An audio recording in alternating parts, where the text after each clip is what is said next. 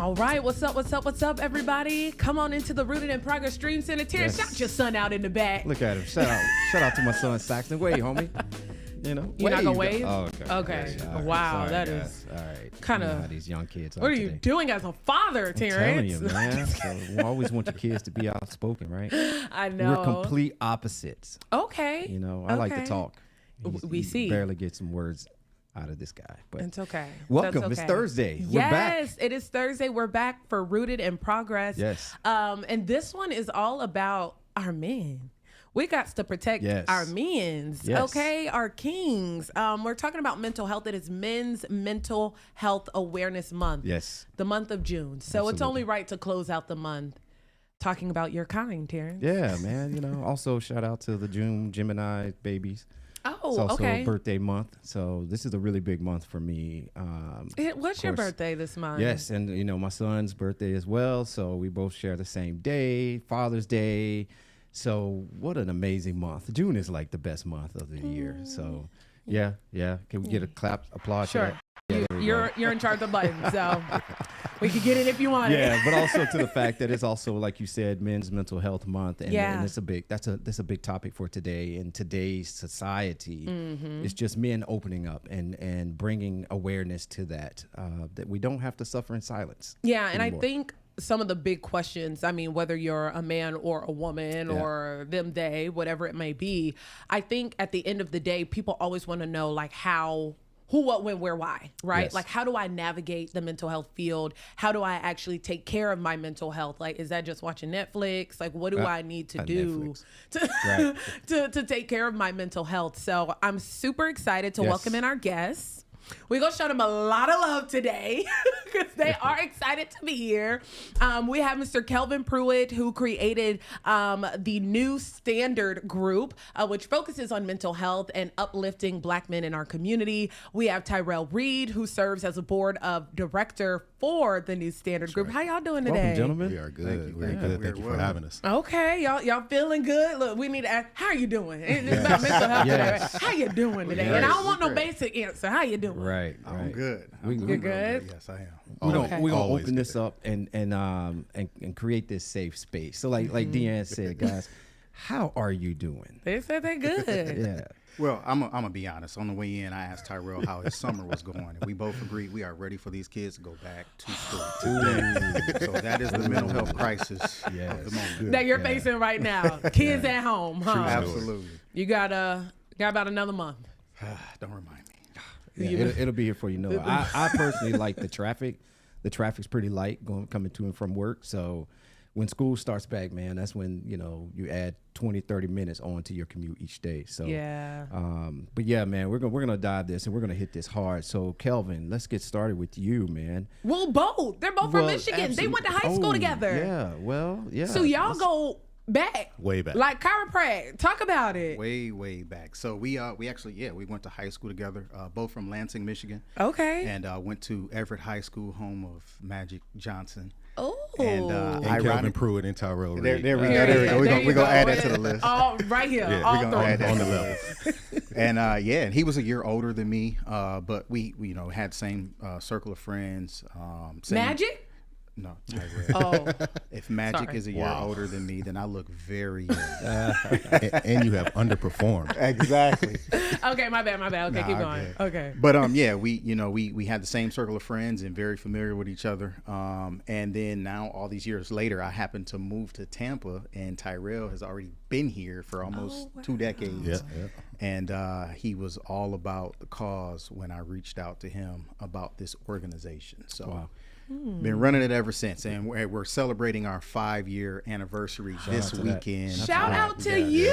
Absolutely. That is amazing. Tyrell, what was it about? Not only obviously this being like childhood friend and wanting to support, but what about the New Standard Group made you say, okay, I want to get on board with this? Well, it was during the pandemic, and I saw that Kelvin had been really posting about having these man talk, these discussions on Zoom when the whole world was in crisis. And he just gave us space for men to just get together, open up, have some conversations about how we're handling everybody in the house. Being a 3rd grade school teacher and a husband and a father and a business owner all at the same time. So it was a great thing. I needed it at the time. A lot of other guys at the time needed it too. So I couldn't not get involved. I couldn't stand by. Yeah. And fate was just there. You know, Kelvin said we seen each other. I seen him at the barbershop.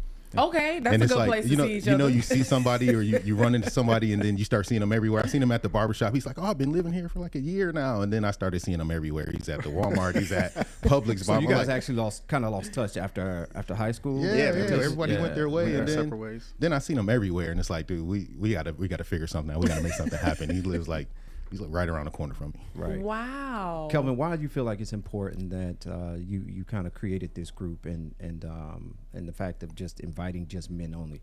No, absolutely. So I'll tell you what really happened. Like Tyrell said, we were in the pandemic. Everybody was at home.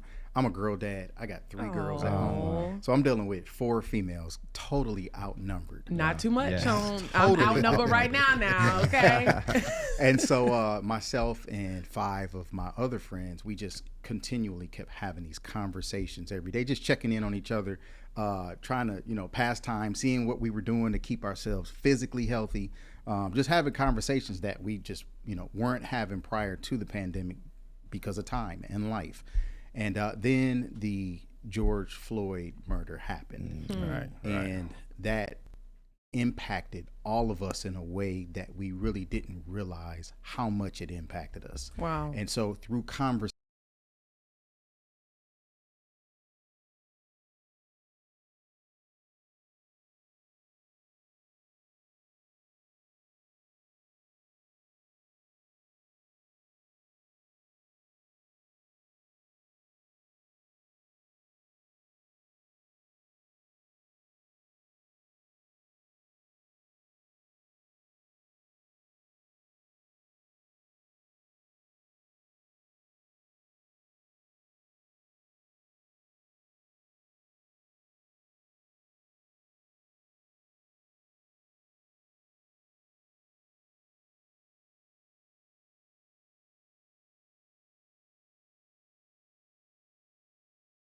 as a result of the George Floyd murder. And then also giving back to our communities, we felt really called to create something that would go beyond the marches and the rioting and everything that was going on happening. We wanted to do something that was more sustainable, that would impact our communities. And ironically, all 6 of us that were the original founders were in different cities. And so it worked out in that we were able to spread our impact a lot wider because we were all in different cities. Wow. So I feel like one of the things you say you wanted to continue the conversation, right? Because really I want to go back to George Floyd. That hit us in a way. It was tough. It was. But I could only imagine being a Black man. And George Floyd wasn't the first, right? No. This isn't something new. George Floyd, that was nothing new. It was just really difficult, I think, to digest and process. So as Black men in America, what were you doing? Where were you mentally in that moment and in that space? Well, I'll tell you, and the internet is crazy in that we have access to everything. Right. And so unfortunately I decided to watch the video, but I didn't make it past the part where he was screaming for his mom. And that tore me up. I mean, this is a grown man who was helpless and literally screaming for his mother. Wow. And so at that point, I didn't make it through the entire video. I was so impacted. It was really traumatizing for me. I put myself in that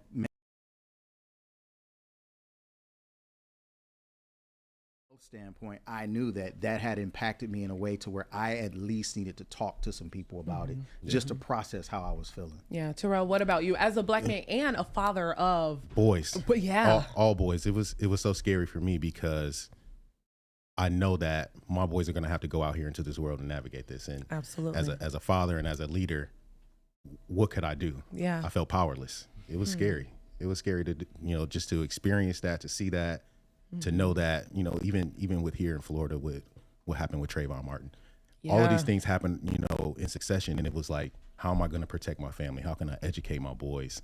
How can we have situations like New Standard Group or where we can have these conversations and bring them in? And my son's been with me every step of the way, every meeting, every trip, everything we've done. He's always there because I want him to experience what the world is really like, because we have these shelters that we've built. Right. You know, and that's fine. We work really hard to do that, but they also need to understand what's really happening out here in the world. Yeah. And that's real talk, man. The fact that, speaking of your son, we do have your son in the building as well. He's in the background. He's here, little Tyrell Jr. And I think that's the most important thing is teaching not only creating a safe space for men. I'm a firm believer in creating that safe place and learning and teaching these young men at a younger level. Yes. Yeah.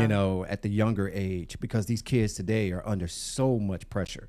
My son is an AAU basketball player, played varsity basketball for his high school, but social media has a hold of these kids today, and they're under so much pressure trying to see or emulate or feel like that they're not as good as another player that they see on Instagram or another influencer or so on and so forth. And so with that added pressure, I've tried my best to open up to him, not open up to him, but get him to open up more to me. So I even head up a young men's group to where that's the main thing that I preach is, hey guys, are you okay? Yeah. Hey, can we open up a safe space? Do you know what a safe space looks like, what it feels like? And 90% of them, 95% of them don't say nothing. Yeah, I'm good. Yeah, I'm good. Maybe one to open up, and hopefully you pray that right there will get others to open up. But even if one just open up, that's a huge start. Absolutely. What do you think with three black men at the table here today, when you look back when you were your kids' ages, when you were 10, 11, 12, 13, 14, was mental health a part of the conversation? Never. Did y'all even know what that was? No, not at all. So what are y'all doing differently to change that? Obviously you're here, right? And you've created platforms and things like that, but how do we change that so that way in 10 and 15 and 30 years from now, our kids have a different story to tell? Yeah. I think it's important for me, like personally, not to hide those feelings, those emotions, those struggles that I'm going through, not from the world, not from my family, not from my children. We have events and we have, gatherings like Man Talk, where we bring men together and we can have these open conversations, and it's not a space where you're gonna feel like someone's gonna look down on you or laugh at you or clown you, or what so many people do in our community, right? Right. It's not like that. It's a very safe space, and I love to have my kids there, and I love to do it at home too, because we got to be open. We got to have conversations. This isn't a boys don't cry, boys don't struggle, boys got to be providers, men you got to be a protector. You're a human. Yep. You're gonna have some feelings. You're gonna have struggles. So let's talk about it. And I think that's the stigma for all men is that we were growing up. You fall down and you get a scrape on your knee. Get up and keep it moving. Yeah.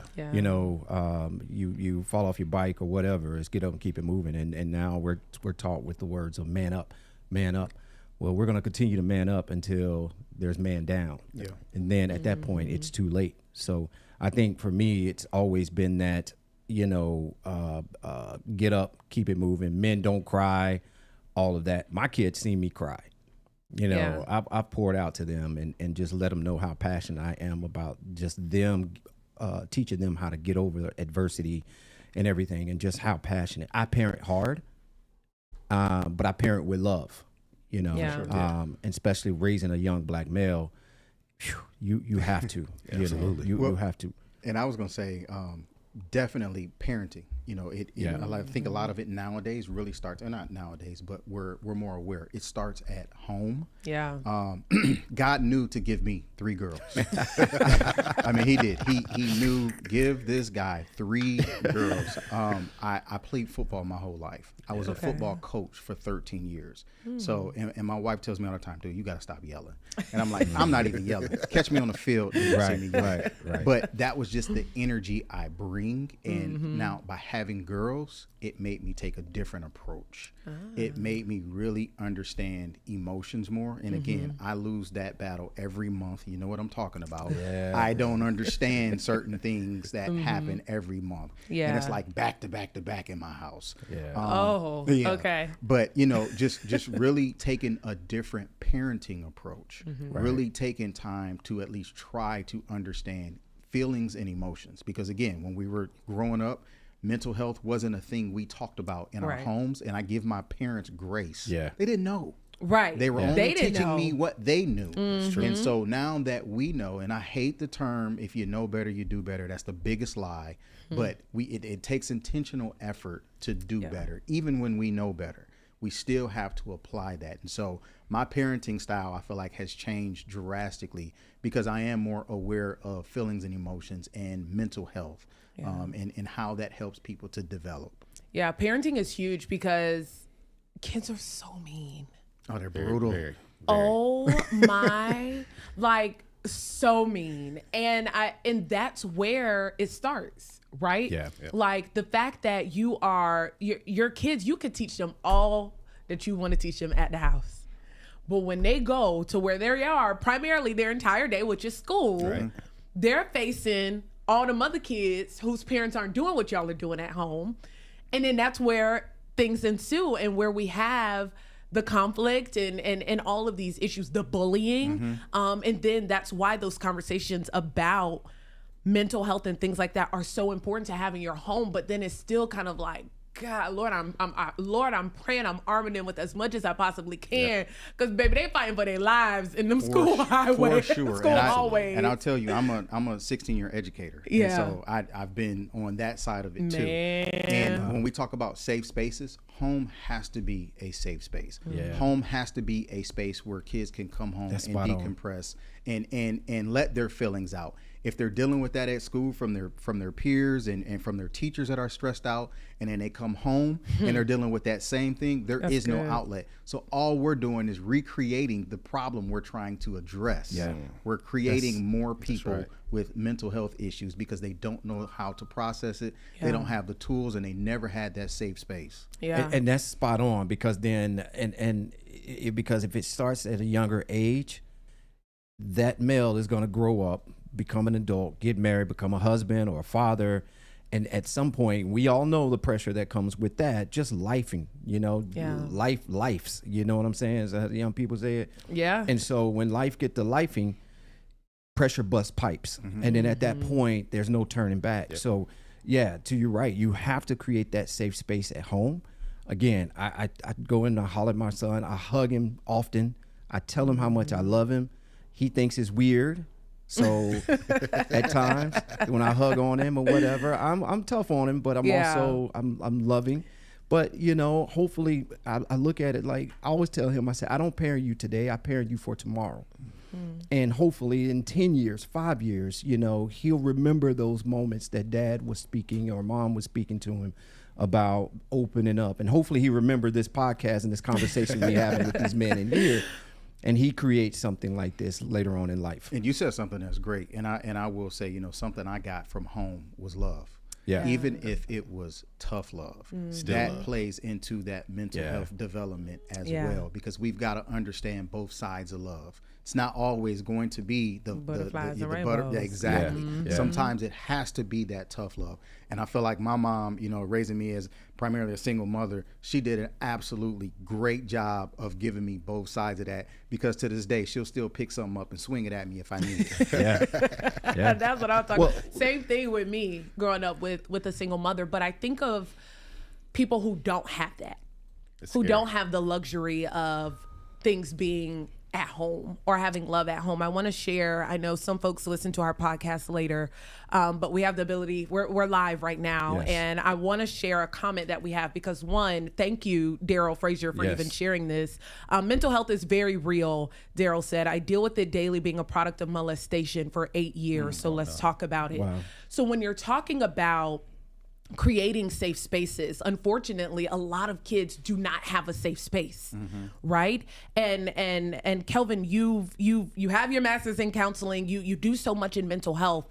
What do you say to those who are dealing with molestation, sexual assault, those types of things, especially in the home? I mean, the biggest thing we can do is find the support. And there are a lot of resources. There are a lot of groups. There are a lot of community-based organizations. Find the support. And that's one thing we struggle with the New Standard Group a lot of times is men showing up, retention. They might show up once. Yeah. You have to keep going. Yeah. Because the work doesn't stop. Whether whether you're dealing with something or not, just development in life itself. The work does not stop. So find the support and the resources and show up. Man, that's real. And also, let me ask you guys a question. Who showed more love to you guys, mom or dad? Mom. Tyrell? Grandma. Grandparents. I grew up with my grandparents and my grandma. Deanne? My mama. That's Yep. all I had. Yep. That's all I had. My mom was a single mom. My dad was there, but I got more love from my dad. And the one thing, I was a part of this group back at this church I was a part of in Nashville. And we went through this cycle of explaining the different love. There's a motherly love and there was a fatherly love. There was an overprotected motherly love, and there was also a absentee father love, the absentee father effect. And I think one of the main things that we suffer with, especially African-American males, is the fact of having that absentee father effect. And I truly believe that society today, because of that absentee father effect, we tend to carry the weight of the world on our shoulders. Right. We tend to step in where we might have had a hole in our childhood or in our past, and try to, fill that void. Some goes many different routes. Like Kelvin, like you said, having $3, being a football coach, a football player, there was probably something instilled in you growing up. Like, I don't know if you know your dad or not, and I'm not trying to say this was your dad, but you tried to go out there and prove that I'm going to be a better father than him. You know what I'm saying?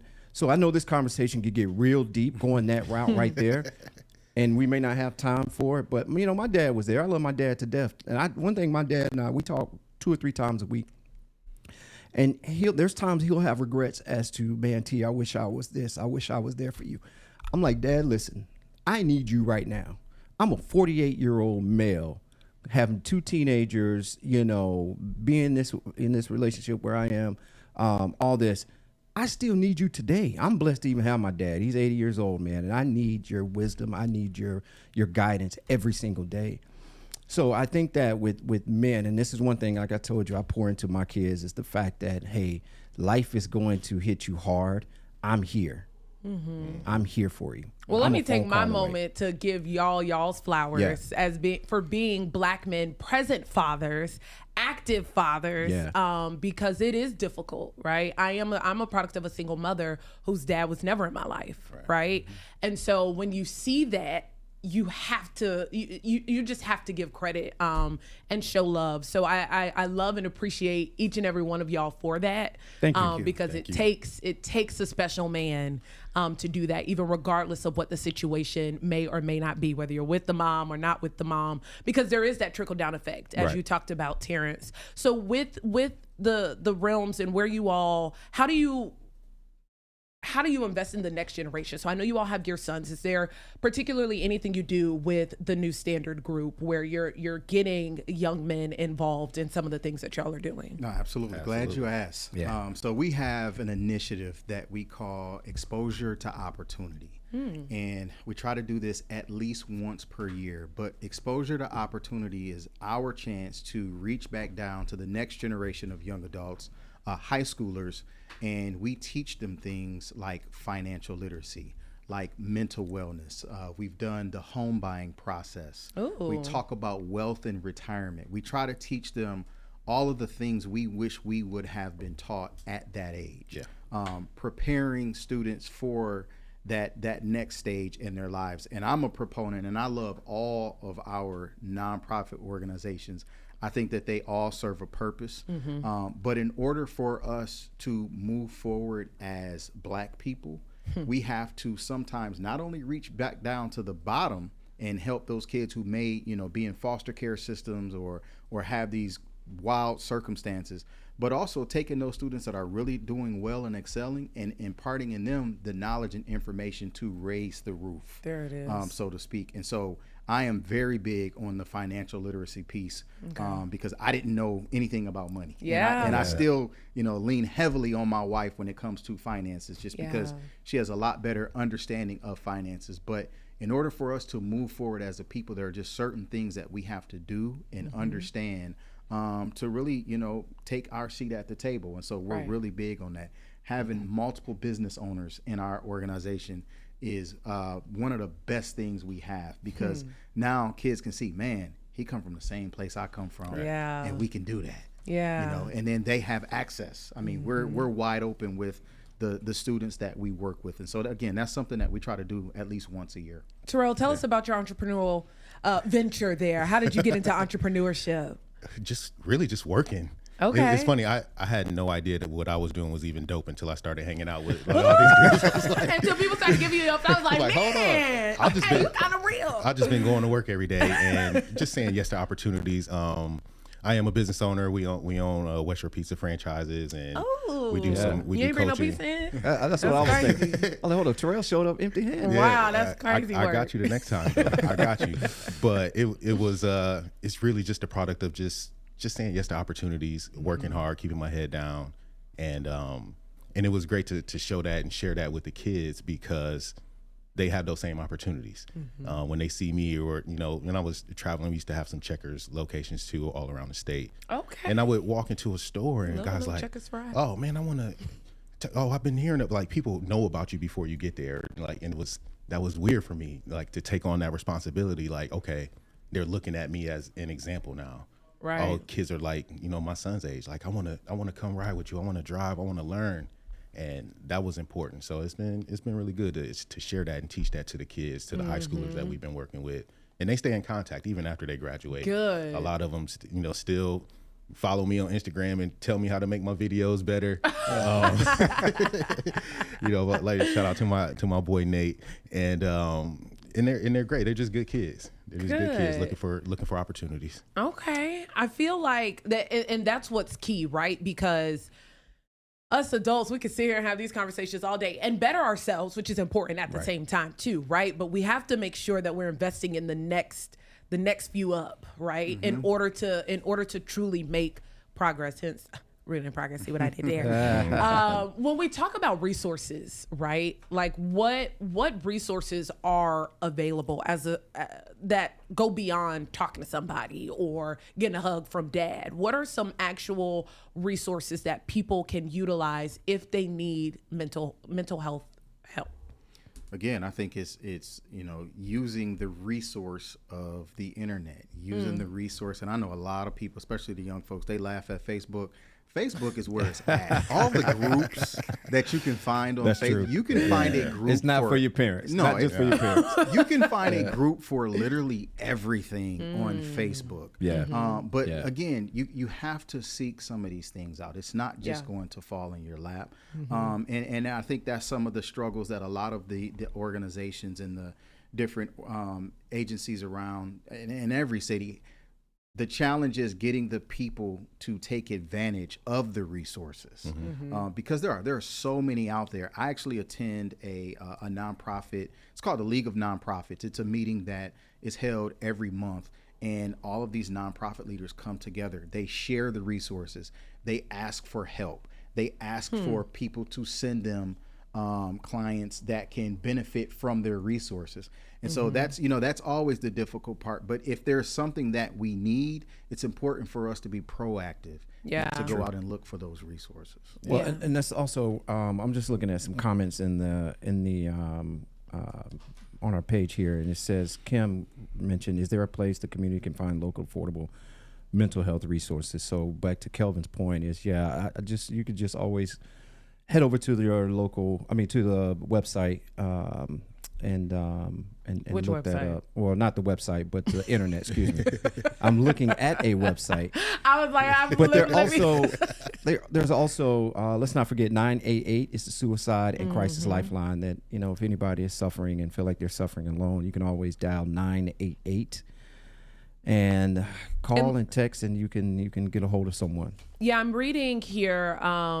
Our governor, Governor DeSantis, he signed a mental health substance abuse bills into law. This actually happened this week. And he says, there's a lot going on when it comes to mental health, and even talked about issues with the 988 hotline. So he signed these 2 new bills, hoping that hopefully this will counteract or interfere with some of the issues that people have been having. So you have Florida Senate Bill 1620. It implements key recommendations made by Florida's Commission on Mental Health and Substance Abuse Disorder. It's somewhere where they're basically trying to utilize behavioral health data to measure outcomes and identify future opportunities. So hopefully we can actually see some labor behind those conversations that are happening. There's also the Tristan Murphy Act. Tristan Murphy was a young man who had schizophrenia, paranoia, and delusions, and was not provided the mental health care that he really needed. Instead, he was actually sent to criminal justice system. And so what ultimately happened with that, they're creating, or this bill now exists, where it expands criminal justice, mental health, and substance abuse, and prioritizes enhanced treatment and training along with mental health diversion options, because that's a whole nother topic. Yeah. You know what I mean? Like when you call, or like someone gets Baker acted, and then really they really need mental health resources, and now they're in our jails, and then it creates this whole system, right? Then you're in the system when really, baby, you just need help. You need love. You don't need cuffs. You need the community. Yeah. You need the community, right? And you need these resources that we're talking about. And so, I mean, I am glad to see that we now have bills and some legislation in place that even recognizes that that's an issue. So my question, Kelvin, Tyrell. That sounds like a show. Kelvin and Tyrell. There we go. That might be something new. You heard it first here on Root. Hey, if I'm listening in and I want to get involved, how do I go about doing that? And that's either with the New Standard Group for sure, but how do I get involved? If I'm not anywhere near where you guys are located, how do I get a group going? What does it take to get a group like yours going? I wouldn't recommend getting a group going. I would look at what's already established wherever you're at. And for instance, not only am I part of obviously the New Standard Group, but I'm also a part of 100 Black Men of Tampa Bay. Okay. There are 100 Black Men chapters all over the country. Yes. And I mean, we're a strong organization, doing a lot of the same work. So I would definitely look at what's already established, because creating a new organization is not for the faint of heart, for one. I don't know why I was chosen to do it, but I was.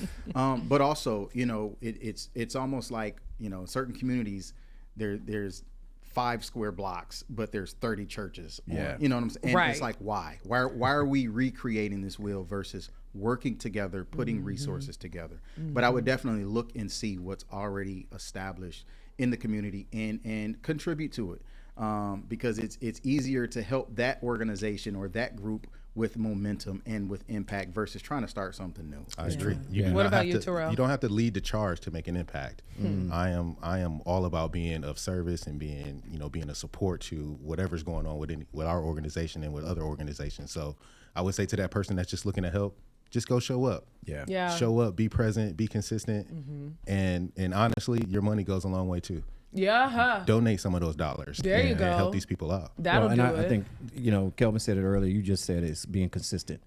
And I can tell you, some of the things that I've done is I go to the gym. I go to the gym 3 or 4 days a week. Matter of fact, I met both of you guys at the gym. Same gym. We all work out together. That's how I got connected with them. And there's been a couple guys that I see regularly at the gym, and I've just reached out to them. Like, we just met up at Panera for a cup of coffee. Yeah. And, so to kind of answer my own question, I'm a journalist, so therefore I had to ask the question first before I answered it. So, but to even answer that is sometimes it's just say, hey, man, can we just meet for a cup of coffee? Can we do lunch? Or just sometimes exchange numbers and shoot a text. Hey, man, how's it going? Or, hey, what you're dealing with. Yeah. So, I think that sometimes mental health goes beyond that.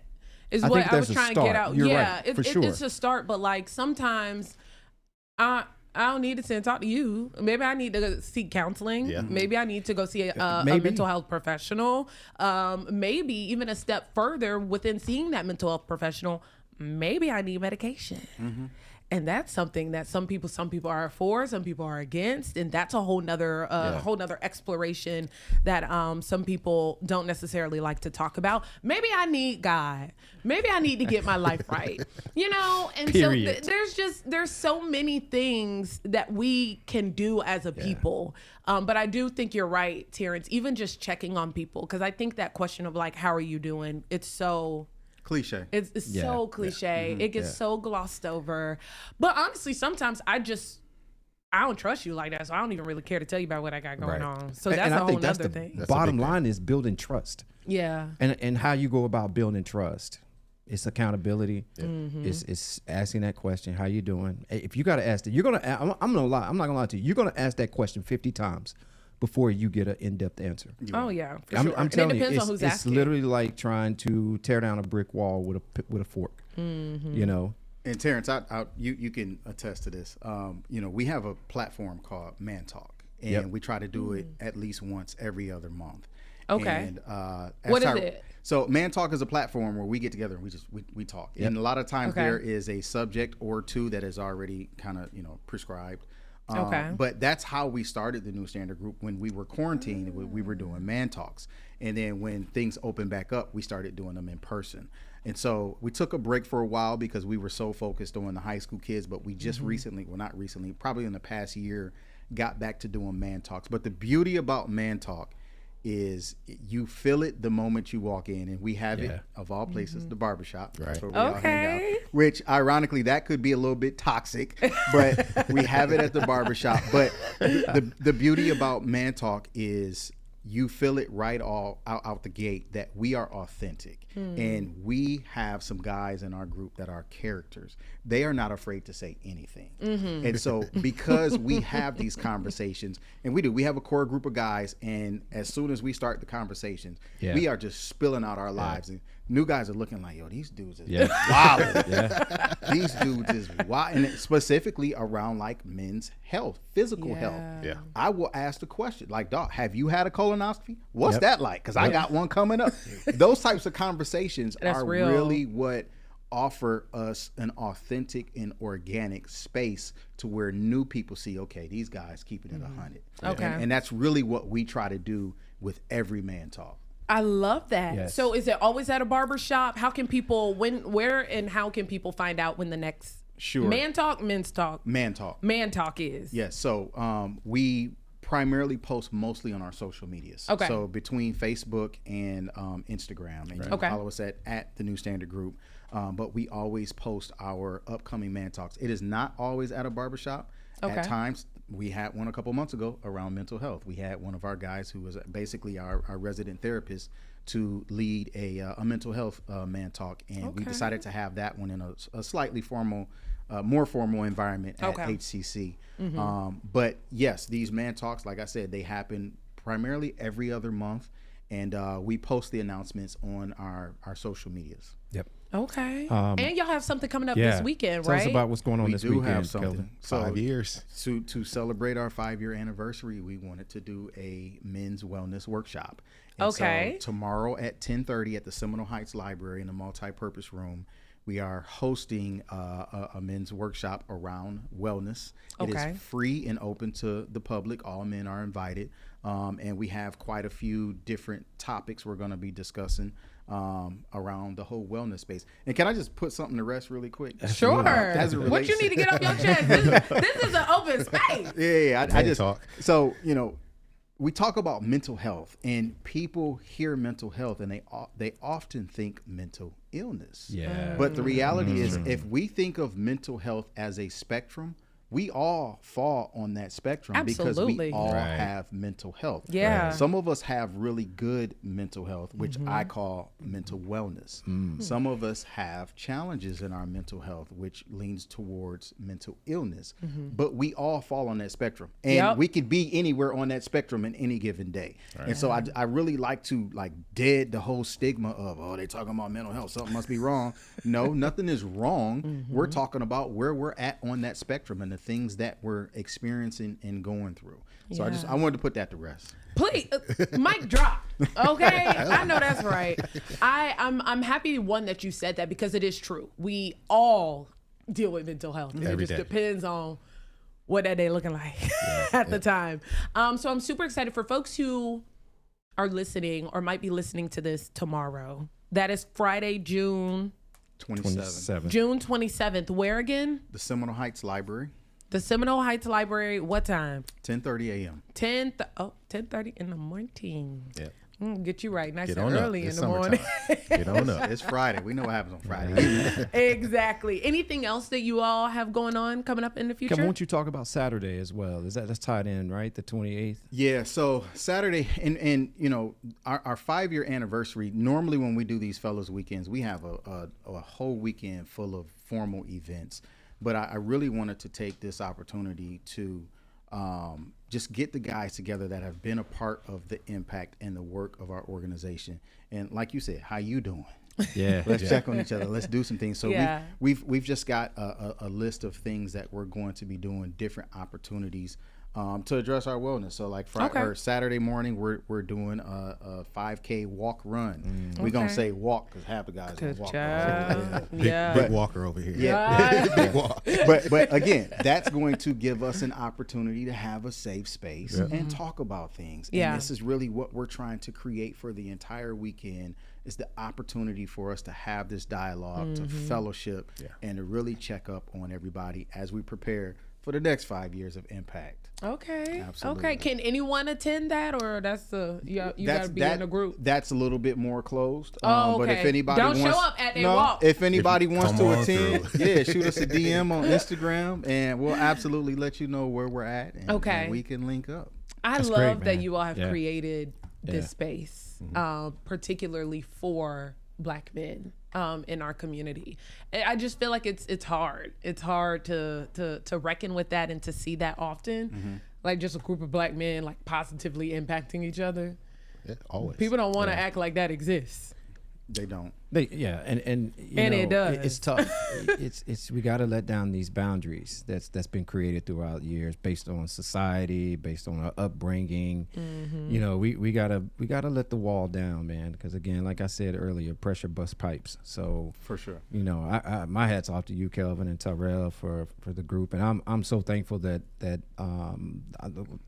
for me to be a part of the group as well. And Oh, you ain't say you was part of the group. I'm in right? some of the pictures that's been Absolutely. transitioned. Yeah. I told You were in some of the pictures? Yeah. So I don't know how I missed your head. but real talk, man. That going back to that man talk, that is the most profound thing that's part of my life right now is being able to get around a group of men, really all walks of life, all races, and you know, just opening up. I think I'm gonna call out Chief if Chief is listening. We got a gentleman in the group that's 80, Close to it. close almost, to 80, yeah. from New York. I mean, real authentic brother. And one of the most profound things that happened while I was I've been a part of, was the fact that he opened up and said he needed a mentor. And that still plays in my head to this day, is that, man, someone who has all the experience in the world and life, who's almost 80 years old, who still opens up and let him know where he struggles and what he needs. And that's just a small example of that type of group. And can you imagine the conversations that led up after that? So that's what the New Standard Group is about. That's what these gentlemen are about. Here to create a safe space. Here to help you with this journey in life, man. As a man, period. So, Absolutely. And I have a call to action. Okay. Yes. Let's go. The New Standard Group, obviously, we are Black men, but we are open to all men. Yes. Okay. I want to put that out there. But to all men, please get involved. One of the best stress management mechanisms is involvement, is belonging. Find your tribe, connect with their tribe, and show up. Yep. Do it for yourself. Do it for your families, because guess what? If we're not letting out how we feel elsewhere, it's coming out at home. Yeah. And now, again, we are recreating what we're trying to address. Get involved. Our communities need us. Let's 100%. let's be more present. Let's be more consistent, and let's show up. I don't care if it's the New Standard Group. I don't care if it's Gentleman's Quest, Bubba, Big Brothers Big Sisters, Junior. I'm a part of all of those. Junior Achievement, and they're all doing great work here. All doing great work, and we collaborate with these folks. Show up and be consistent, please. I like that call to action. Yeah. Well, we appreciate y'all stopping by and hanging with us at Rooted in Progress. Thank you for having me. Of course. Thank y'all for what y'all are doing in the community as well. And thank y'all for just being great in general, just as people. Again, at the New Standard Group. That's how folks can follow you on social media. Yes. And this how y'all can follow us. And Facebook. Okay, and Facebook. And this how you can follow us, Rooted in Progress. And make sure you follow us on social media as well. But then be sure to download the WFLA app. We send push alerts when we're live every Thursday at 9:30 in the morning. That's a way to watch us. Or you can watch us on the WFLA Facebook page where we are live every Thursday at 9:30. Of course, you can follow us and add us and watch us and listen to us on YouTube, Apple Podcasts, and Spotify. You feel good, friend? Feel great. You do? Yeah. I didn't know you had just such a group of all these friends. Yeah, man, I do. I'm so happy for you. Yeah, I that was kind of one of the things I put on my agenda when I first moved to Tampa was get involved. Okay. I was pretty involved, in which I am somewhat from virtually involved with some groups that I am a part of in Nashville, and so yeah. So this is awesome. I found the New Standard Group with these gentlemen with working out with these guys at the gym. And man, it's been heaven sent. Well, good. I'm happy for you. Everybody else who is listening to this podcast, take care of yourself, please, and stay rooted. Take care, guys.